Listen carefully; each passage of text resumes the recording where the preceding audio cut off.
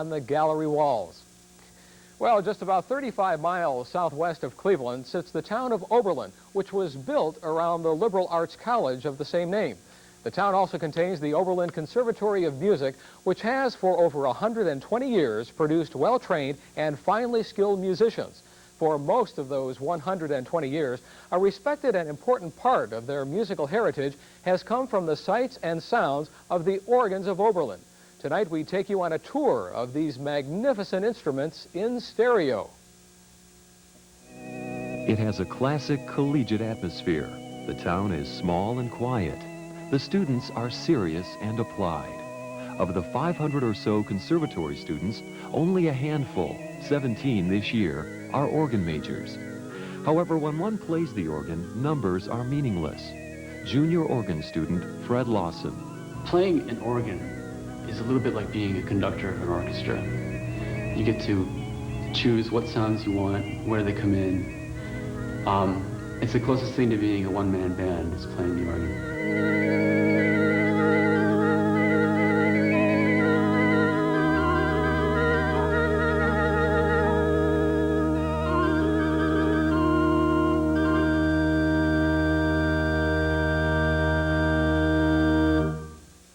Another out-of-state student, junior Helen Shaw, chose Oberlin for her organ study because of the number and quality of its practice instruments and the department's high professor-to-student ratio.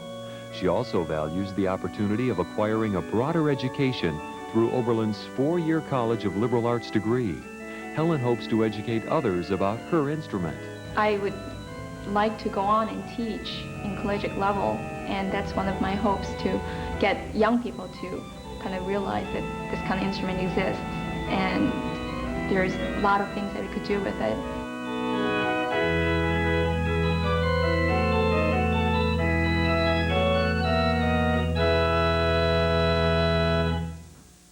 What exactly is an organ? Some instruments which are called organs, in fact, are not. Organ Department Chairman Haskell Thompson explains the essentials. Organs come in such various sizes and shapes and historical styles, but the one thing they share in common is that they're all wind instruments played from a keyboard. So there is always a wind supply, some sorts of sounds, rows of pipes that make different tones, and some sort of key mechanism to bring the wind to the pipes so that the sounds are created. Here on the Oberlin campus are 3 distinctly different styles of concert organs. Located in Finney Chapel is an excellent example of the American classic style, which is best suited for music of the late 19th and 20th centuries.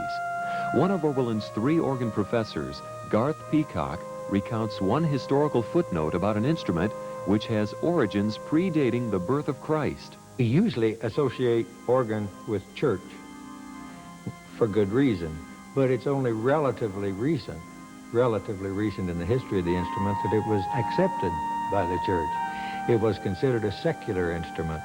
Well, for example, we know that in Roman times, when gladiators, that is, when they were in the arena, what we would probably come closer to calling a calliope would sound the signal for the gladiator to make the kill.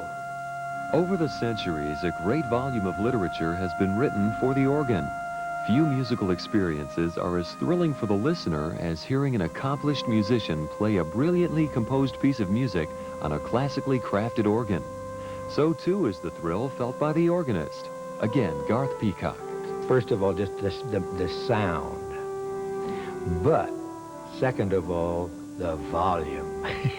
Here you have all of this at your command, and it blew my mind the first time I heard one. And then, too, watching the organist, I wanted to know how to play with my feet.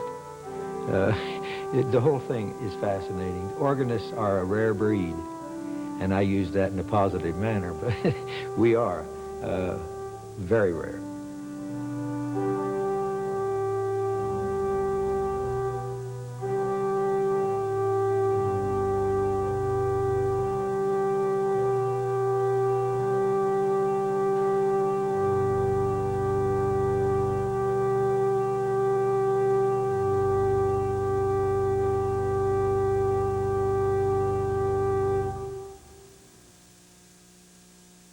Several hundred yards from Finney Chapel is the acoustically pleasing Fairchild Chapel. In it is housed a second classic instrument which also has a distinct style of construction and sound. It too is best suited to a specific era of musical compositions. David Bowe, Conservatory of Music Dean, explains the circumstances behind Oberlin's second concert organ. In designing this organ, we wanted to have an instrument that would be particularly good for early music. And we looked to a prototype instrument from the 17th century on which to base this organ. John Brumbaugh was chosen as the builder.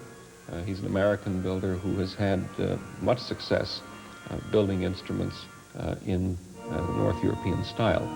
While this instrument is not a direct copy of a specific 17th century organ, it incorporates many identical design and decorative elements.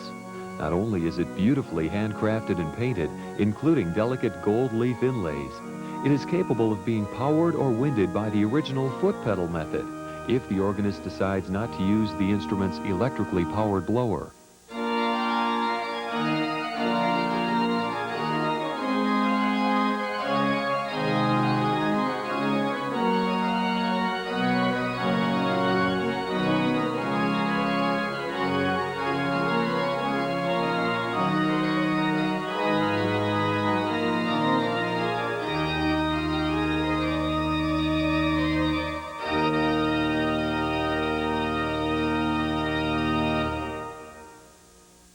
Across the quadrangle from Fairchild Chapel is Oberlin's Warner Concert Hall. It houses the third and perhaps most prized concert organ, again Haskell Thompson. This is a typical Baroque organ of the early 18th century Northern European style. Now that's just to say, it's in the style of that. This organ was actually put here in 1974. It was installed here in 1974.